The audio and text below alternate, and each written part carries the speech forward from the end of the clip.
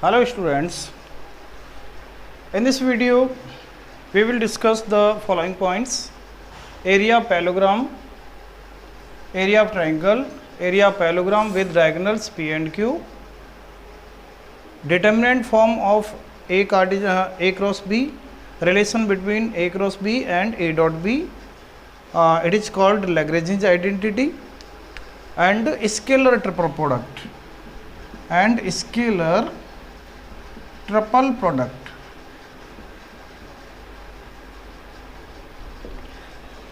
तो देखिए स्टूडेंट, इन एरियाज को कवर करेंगे इस वीडियो में।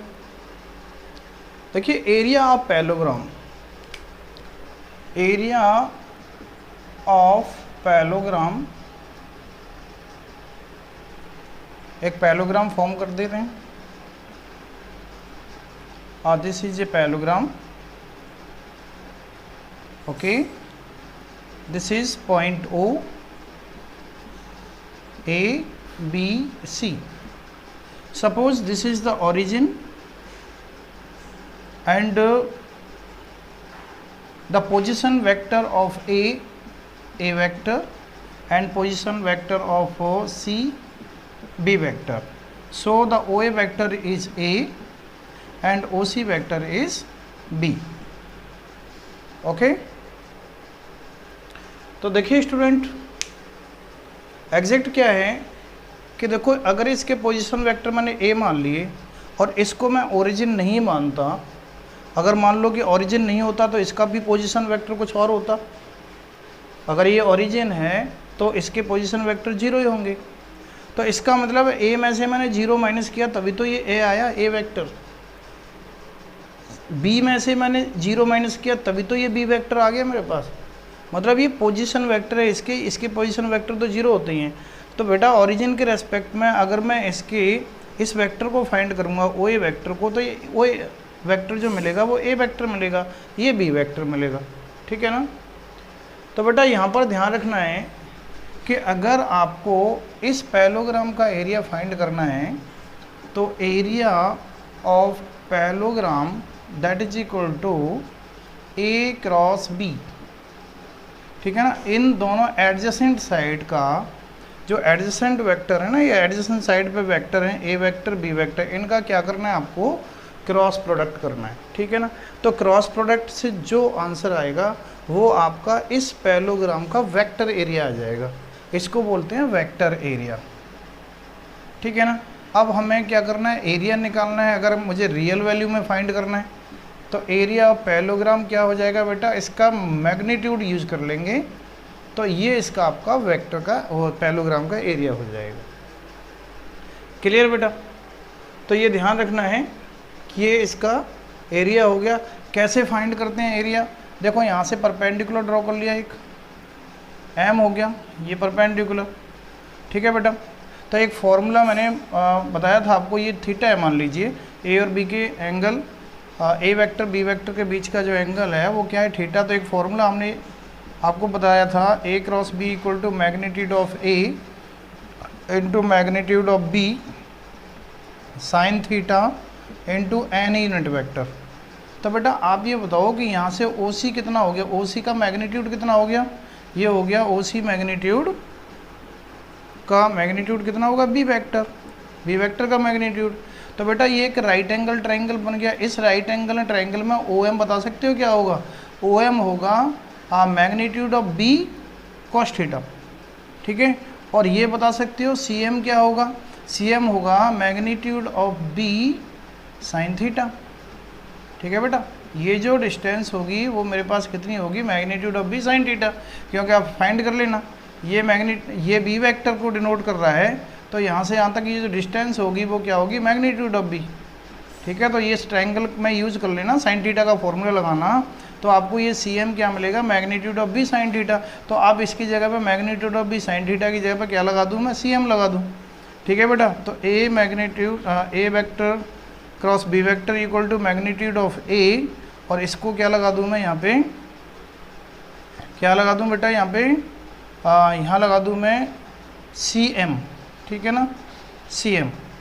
और ये ए मैग्नीट्यूड बताइए आपको ये क्या है, अगर मैं ओ ए वेक्टर का मैग्नीट्यूड निकालूंगा तो ये ओ ए लेंथ आ जाएगी ना, तो ये बन जाएगा A cross B equal to O A, क्योंकि ओ ए मेरे पास क्या है बेटा, ओ ए है हमारे पास मैग्नीट्यूड ऑफ ए, ठीक है। तो O A into C M into N unit vector. तो बेटा ये क्या है, ओ ए देखो ये बेस है, सी एम क्या आ गया, सी एम परपेंडिकुलर आ गया, तो base into perpendicular, base into height क्या होता है, पैरेललोग्राम का एरिया ही तो आता है, इसका मतलब this is the area of parallelogram, ठीक है। अभी देखो ये एन यूनिट वेक्टर लगा हुआ है या वेक्टर लगा हुआ, तो इसलिए ये वेक्टर फॉर्म में है ए क्रॉस बी, ये वेक्टर फॉर्म में आएगा।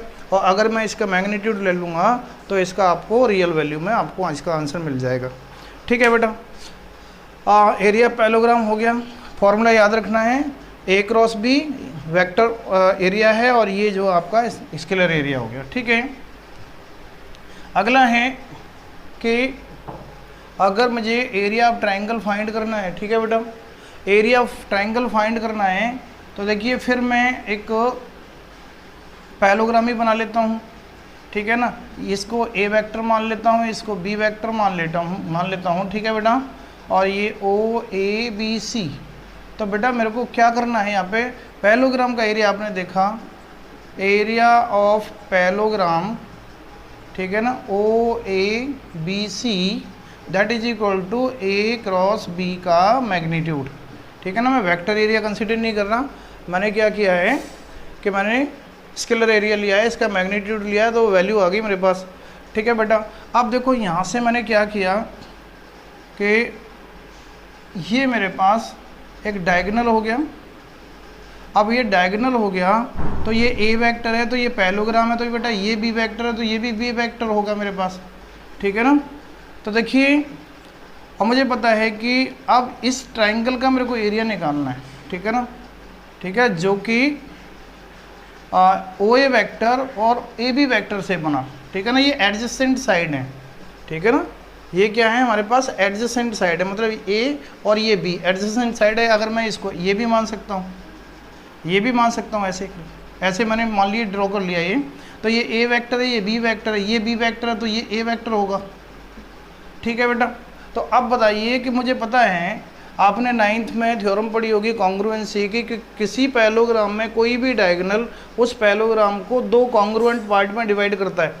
तो बेटा अगर मैं इस ट्राइंगल का एरिया निकालना चाहता हूँ, तो देखो इन्हीं साइड से तो मेरे को ये मिल रहा था ना, पूरा ए क्रॉस बी मिल रहा था, तो अब तो मेरे को आधा चाहिए ना, आधा चाहिए, इसका हाफ चाहिए, तो मैं क्या हो जाएगा, एरिया ऑफ ट्राइंगल, ठीक है ना, एरिया ऑफ ट्राइंगल ओ ए सी जो बनेगा हमारे पास यहाँ पे, वो क्या बन जाएगा 1/2 ए क्रॉस बी, ठीक है ना, इसका आधा हो जाएगा, ठीक है बेटा।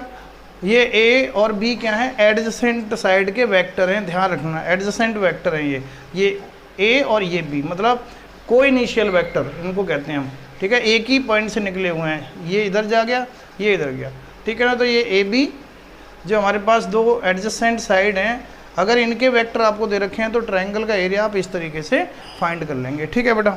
एक कंडीशन इसमें ये भी बनती है, क्या बनती है बेटा, कि अगर आपको चलो इसको हटा देते हैं और मैं ट्रायंगल ही कंसीडर कर रहा हूँ यहाँ पे, ठीक है ना।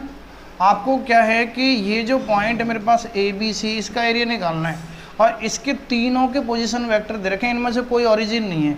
मान लीजिए कि ये ए वेक्टर है, इसका पोजीशन वेक्टर, इसका बी वेक्टर है और इसका सी वेक्टर है, ठीक है बेटा।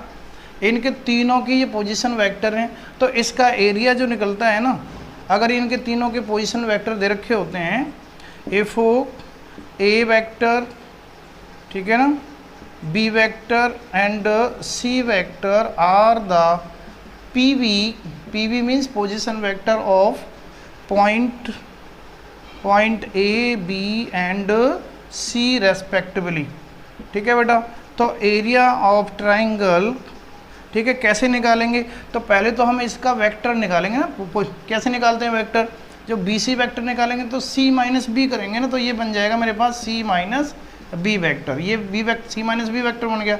अब ये भी निकालना है क्योंकि एडजेसेंट साइड वैक्टर निकालने हैं, तो बी ए निकालना है, तो बी ए निकालेंगे तो ए माइनस बी हो जाएगा बेटा, ए माइनस बी वैक्टर हो जाएगा, ये सी माइनस बी वैक्टर हो गया। अब यही जो है ना, ये ए का काम कर रहा है, ये बी का काम कर रहा है, तो बेटा ए और बी की जगह पे अगर मैं यहाँ लगाऊंगा ना इसको, तो आपको मिलेगा area of triangle equal to 1/2 magnitude of A cross B plus B cross C plus C cross A, C cross A. ठीक है बेटा, तो ये भी एक फॉर्मूला है जब आपको तीनों पॉइंट के क्या दे रखे हैं, पोजीशन वेक्टर गिवन है, तो आपको ये फॉर्मूला यूज करना है। If A B C are collinear, अगर ये कॉलिनियर वेक्टर हो जाते हैं, कॉलिनियर पॉइंट हो जाते हैं ए बी सी तीनों, तो कंडीशन क्या बन जाएगी बेटा हमारे पास, magnitude of A cross B plus B cross C plus C cross A equal to 0। ठीक है ना, और ये भी आपका क्या बन जाएगा, 0 बन जाएगा। ठीक है बेटा, तो ये 0 आ जाएगा, तो आप कह सकते हैं कि ये ए बी सी क्या है, तीनों कॉलिनियर है। नेक्स्ट कंडीशन है हमारे पास क्या, area of parallelogram with diagonals, area of parallelogram with diagonals P and Q. देखो पी एंड क्यू, ये मेरे पास एक पैलोग्राम है, ठीक है बेटा, ओ ए बी सी, ठीक है ना। अगर इसका ये जो डायगोनल है ये पी से डिनोट कर रहे हैं हम इसको पी वेक्टर से, और ये जो डायगोनल है इसको मैंने क्यू वेक्टर से डिनोट किया। ठीक है बेटा, ठीक है ना, तो ये पी है और ये क्यू वेक्टर है, तो इसका जो एरिया आएगा, एरिया ऑफ पैलोग्राम, ठीक है ना, with a diagonal P vector and Q vector. इसका फॉर्मूला याद करना है आपको, 1/2 magnitude of P cross Q.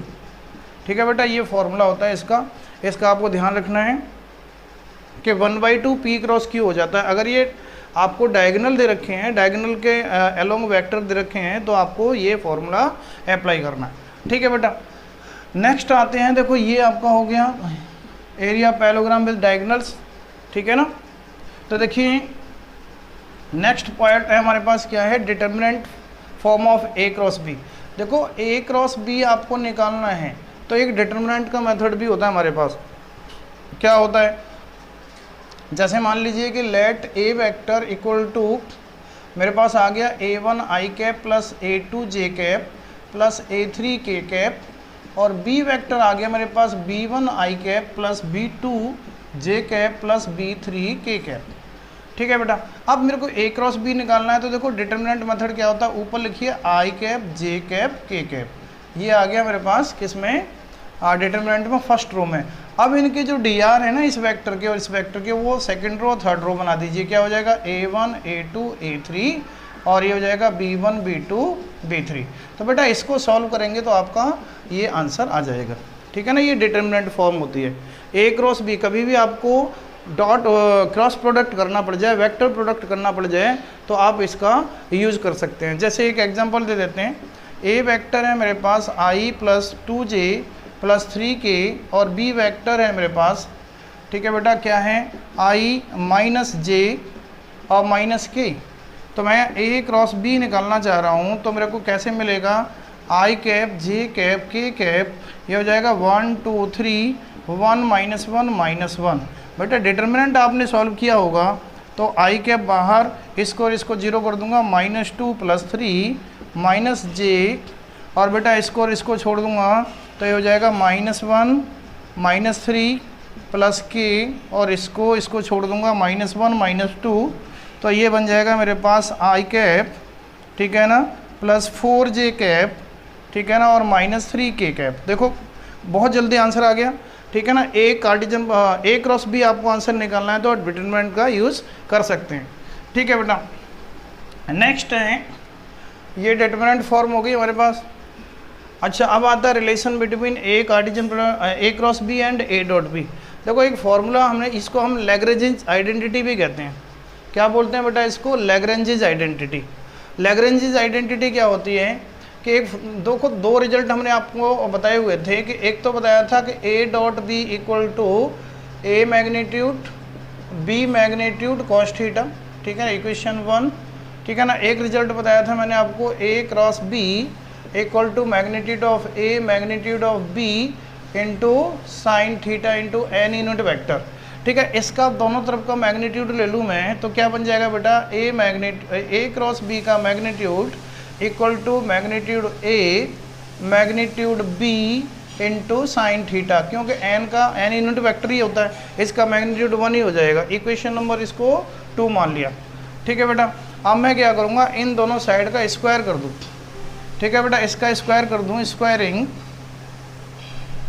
कर देंगे तो क्या हो जाएगा, ए क्रॉस बी का मैग्नीट्यूड का square equal to magnitude square magnitude B का स्क्वायर साइन स्क्वायर थीटा। और बेटा साइन स्क्वायर थीटा को मैं क्या लिख दूंगा, 1 माइनस कॉस स्क्वायर थीटा। ठीक है ना, 1 माइनस कॉस स्क्वायर थीटा। तो ये बन जाएगा मैग्नीट्यूड ऑफ ए का स्क्वायर मैग्नीट्यूड ऑफ बी का स्क्वायर और माइनस मैग्नीट्यूड ऑफ ए का स्क्वायर मैग्नीट्यूड ऑफ बी का स्क्वायर कॉस स्क्वायर थीटा। देखो इसका मल्टीप्लाई कर दिया तो ये बन गया मेरे पास मैग्नीट्यूड ऑफ ए का स्क्वायर मैग्नीट्यूड ऑफ बी का square minus magnitude of A magnitude of B cos theta का होल स्क्वायर। तो देखो ये फॉर्मूला मेरे पास किसका है, ये है ए डॉट बी का।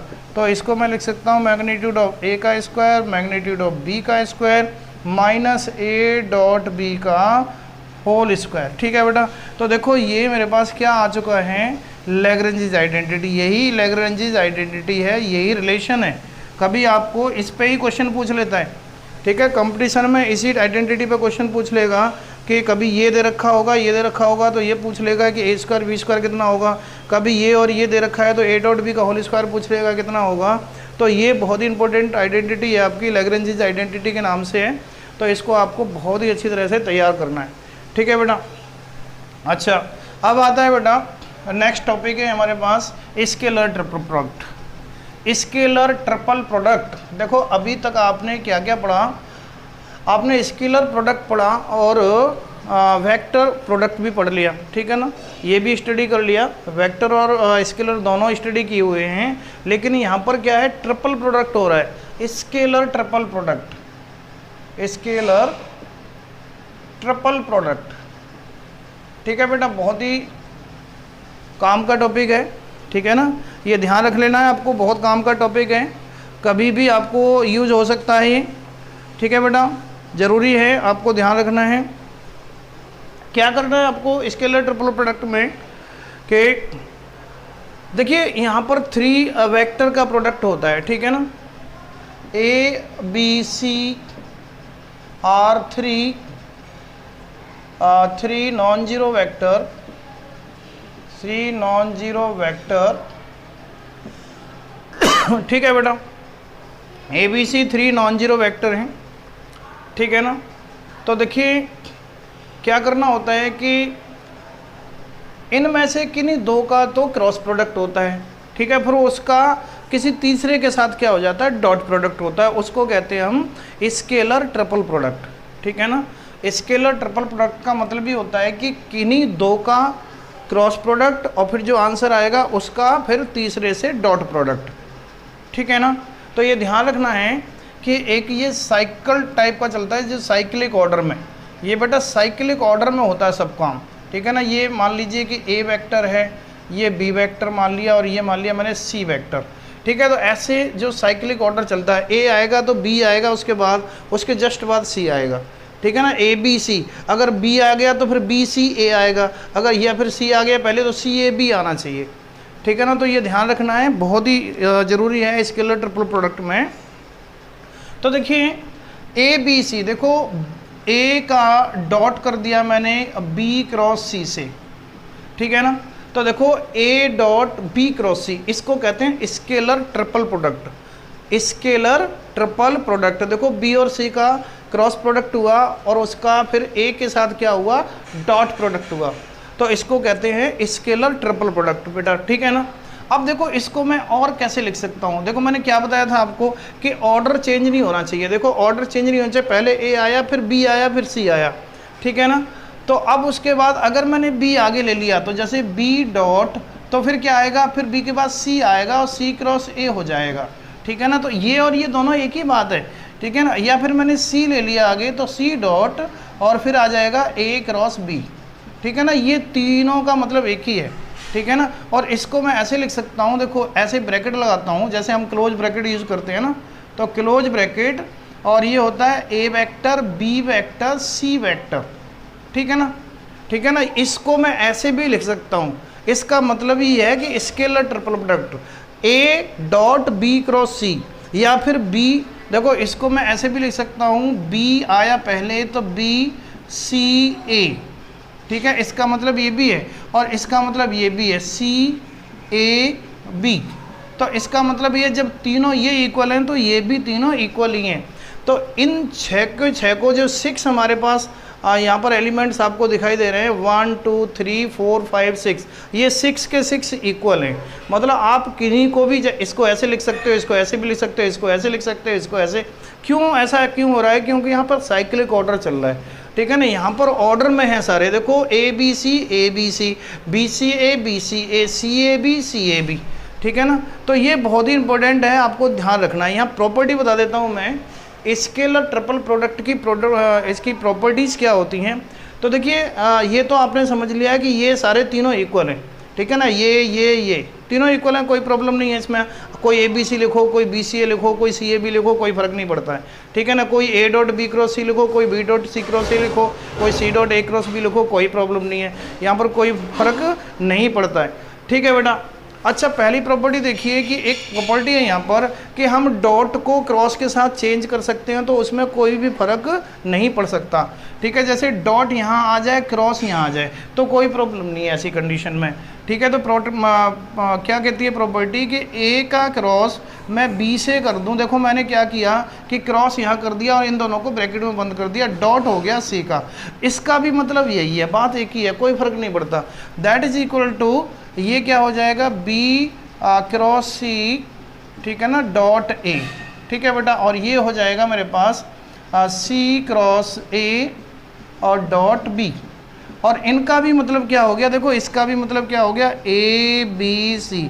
जैसे मैंने इसका मतलब लिखा था ना, इसका ये, तो इसका भी मतलब यही है, ठीक है ना। और ये भी हो गया बी सी ए, ठीक है बेटा। और ये भी हो गया सी ए बी, ठीक है ना। तो कहने का मतलब मैं ये समझ गया कि ये 6 क्वांटिटी यहाँ पे हैं, 6 यहाँ पे हैं, तो इन 6 के 6 बराबर हैं, ये 12 के 12 सारी इक्वल हैं।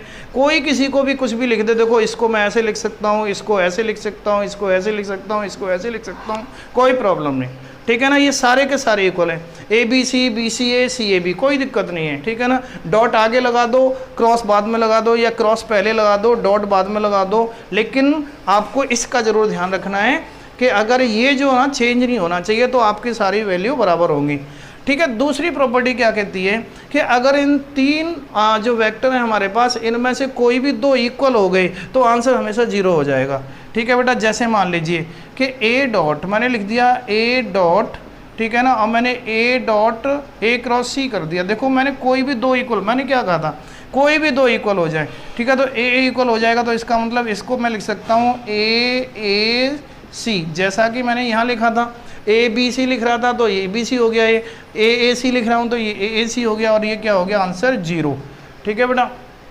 क्यों हो गया ये 0? क्योंकि यहाँ पर 2 वेक्टर क्या है, बिल्कुल सेम है। अब जब 2 वेक्टर सेम हो जाते हैं तो आंसर क्या हो जाता है, बिल्कुल 0 हो जाता है। तो ये जो प्रॉपर्टी आपको यहाँ पर ध्यान रखनी है। तो कैसे हो जाएगा, देखो ए सी 0 हो जाएगा, और अगर बी बी सी आ जाए 0 हो जाएगा, ठीक है ना, सी सी, ठीक है ना, ए आ जाए 0 हो जाएगा। कुछ भी हो जाए, मतलब 2 इक्वल हो जाए तो क्या हो जाएगा, 0 हो जाएगा, ठीक है बेटा। ये बात समझ में आती है आपको। तो ये दूसरी प्रॉपर्टी हो गई हमारे पास। अच्छा, ये पहली प्रॉपर्टी मैंने आपको ये बता दी कि डॉट को क्रॉस के साथ चेंज कर दे तब भी कोई प्रॉब्लम यहाँ पर नहीं है, ठीक है बेटा।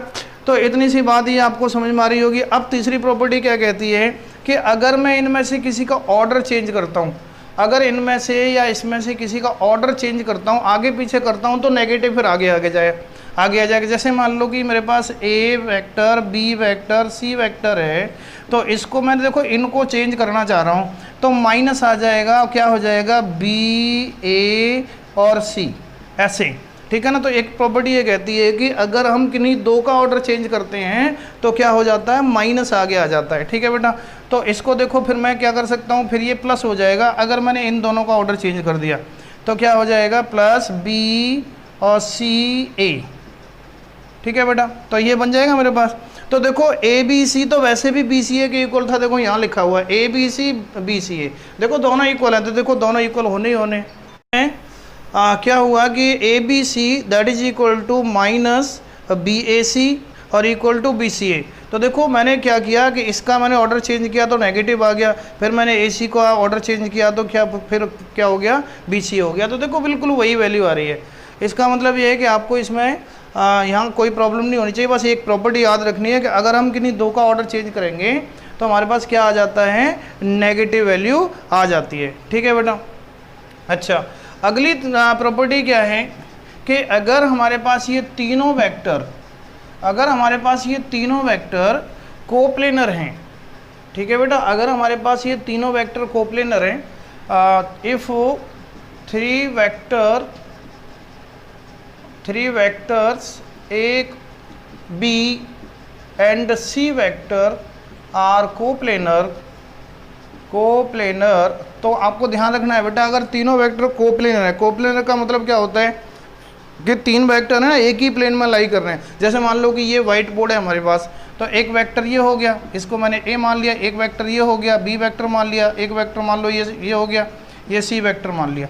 मतलब डायरेक्शन किसी की कुछ भी हो सकती है, लेकिन क्या है, ये एक प्लेन में तो है। देखो एक प्लेन ही तो है, तो प्लेन में ही तो लाई कर रहे हैं ये।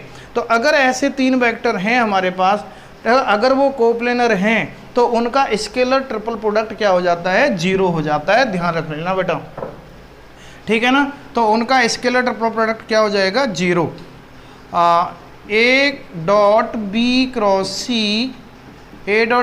सी क्या हो जाएगा, जीरो। और इसको मैं ऐसे भी लिख सकता हूँ ना, आपको पता ही है, A B C equal to zero. और ये कैसे भी हो सकता है, आप इसको बी सी ए लिख दो, ठीक है ना, या फिर आप उसको सी ए भी लिख दो, ठीक है बेटा। ये आपका क्या हो जाएगा, सारे जीरो हो जाएंगे। अगर तीनों वेक्टर कोप्लेनर हैं तो क्या हो जाएगा, वो जीरो हो जाएगा। सपोज कर लीजिए क्यों हो रहा है ऐसा, जैसे मान लो कि A dot B cross C zero क्यों हो रहा है। जैसे मान लीजिए कि एक एग्जांपल लीजिए, ठीक है, मैं आपको एक एग्जांपल देता हूँ कि मेरे पास ये देखिए ये दो हैं, ये जो ना कोई बुक पड़ी हुई है मेरे पास ये, तो क्या हो रहा है कि ये देखो एक प्लेन है, इस प्लेन में मैंने ये क्या है, दो तीन वेक्टर यहाँ पर ये डाल दिए हुए हैं, ठीक है ना। ये तीन वेक्टर पड़े हुए हैं यहाँ पे। अब तीन वेक्टर पड़े हुए हैं तो देखो ये ए वेक्टर है, ये बी है, ये सी है, एक ही प्लेन में पड़े हुए हैं, इनका मतलब ये कोप्लेनर है। तो इसका मतलब बेटा मैं देखो ये मेरे पास ए है, ये बी है, तो मैं क्या कर रहा हूँ कि ए बी का क्रॉस प्रोडक्ट कर रहा हूँ। या फिर आप ये देखो कि ये बी है, ये सी है, ये ए है, ये बी है, सी है, तो मैंने बी और सी का क्या किया, क्रॉस प्रोडक्ट किया। समझ रहे हो ना। तो बी और सी का क्रॉस प्रोडक्ट किया, तो आपको पता है बी और सी का जब क्रॉस प्रोडक्ट करते हैं तो एन यूनिट वेक्टर कहाँ मिलता है, उसके परपेंडिकुलर। तो इन दोनों का क्रॉस प्रोडक्ट करूंगा तो एक वेक्टर मुझे कहाँ मिलेगा, इन दोनों के परपेंडिकुलर। तो इसका मतलब ये मिला मेरे को, ठीक है ना। बी और सी का मैंने क्या किया, क्रॉस प्रोडक्ट किया, तो मेरे को ये परपेंडिकुलर वेक्टर मिला। तो अब देखो ये जो परपेंडिकुलर वेक्टर ये बी क्रॉस सी है, जो ये मेरे पास ये आ रहा है ना, ये क्या है, बी क्रॉस सी। अब देखो बी क्रॉस सी ए के साथ कितना एंगल बना रहा है, तो देखो ये ए है और ये मेरे पास बी क्रॉस सी है, तो दोनों क्या बना रहे हैं, एक दूसरे से 90 डिग्री का एंगल। तो जब बेटा 90 डिग्री का एंगल बना रहे हैं तो आपको पता है ना कि डॉट प्रोडक्ट दो वेक्टर जब 90 डिग्री का परपेंडिकुलर होते हैं, 90 डिग्री का एंगल बनाते हैं, तो उनका डॉट प्रोडक्ट क्या होता है, जीरो होता है। तो इसका मतलब ये वेक्टर ए है और ये वेक्टर बी क्रॉस सी है, तो बी क्रॉस सी का अगर ए के साथ डॉट हो जाएगा तो क्या हो जाएगा, जीरो हो जाएगा, क्योंकि 90 के एंगल पर। वही कंडीशन यहाँ पर है, क्योंकि B cross C this is the vector perpendicular to A, तो ए और इसका प्रोडक्ट क्या हो जाएगा, डॉट प्रोडक्ट जीरो हो जाएगा। ठीक है बेटा, तो ये चीज़ आपको ध्यान रखनी है कि वेक्टर प्रोडक्ट इसका क्या हो जाता है, जीरो हो जाता है। ठीक है ना, स्केलर ट्रिपल प्रोडक्ट इसका जीरो हो जाएगा अगर ये तीनों वेक्टर क्या होंगे, कोप्लेनर होंगे।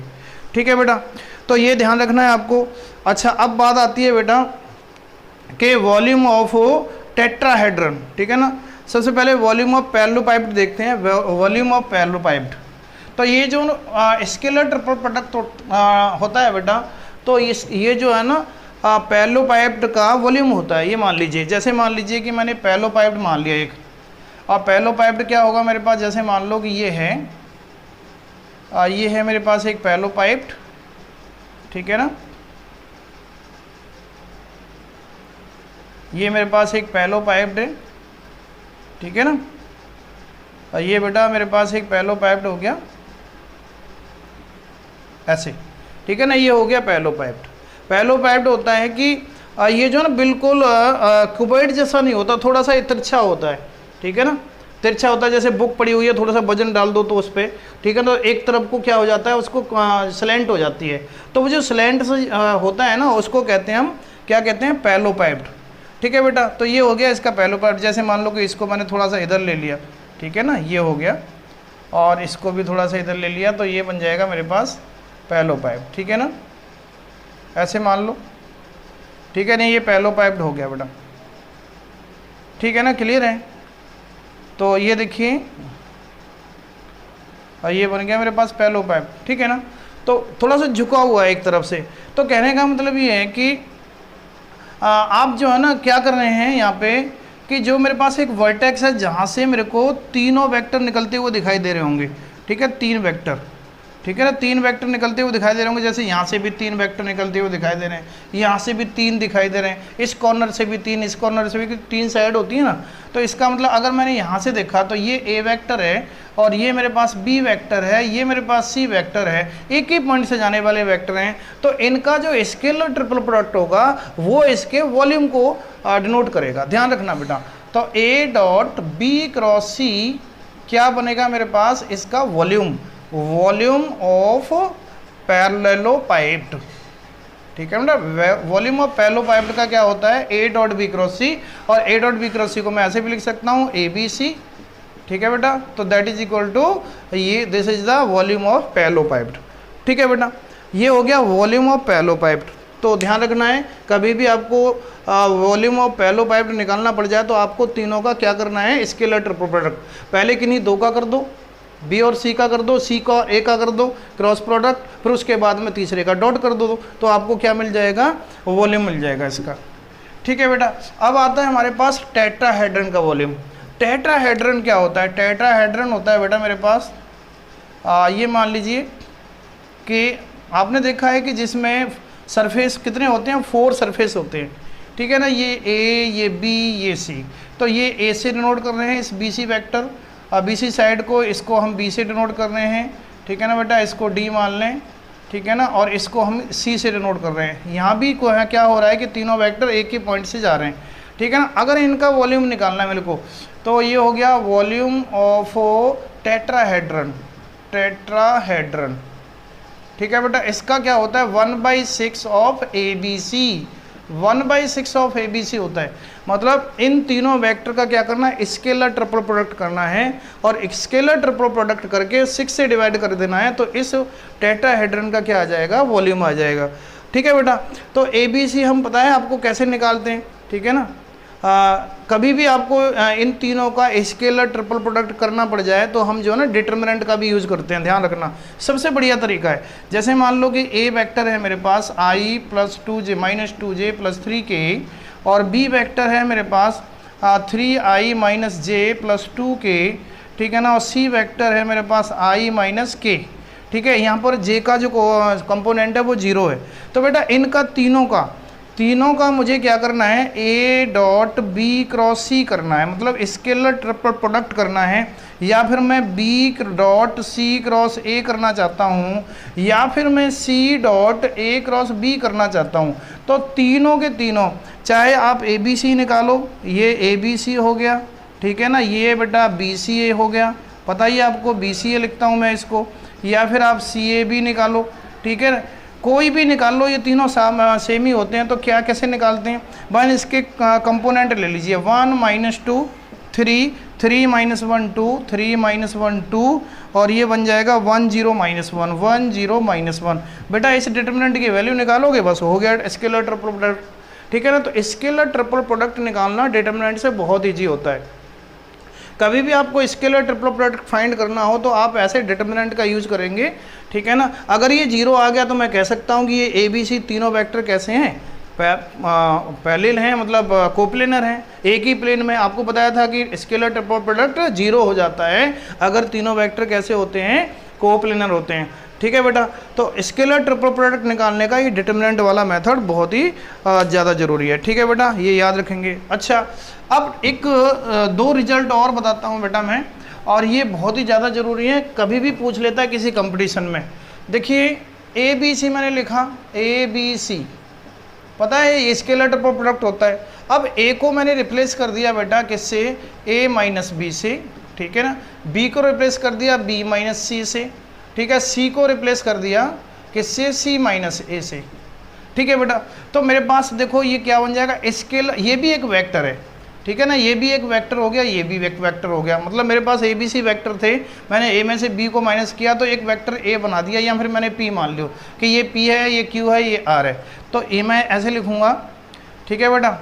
जैसे मान लीजिए कि ये इसको मैंने पी मान लिया, पी वेक्टर, ये क्यू वेक्टर है और ये आर वेक्टर है, ठीक है बेटा।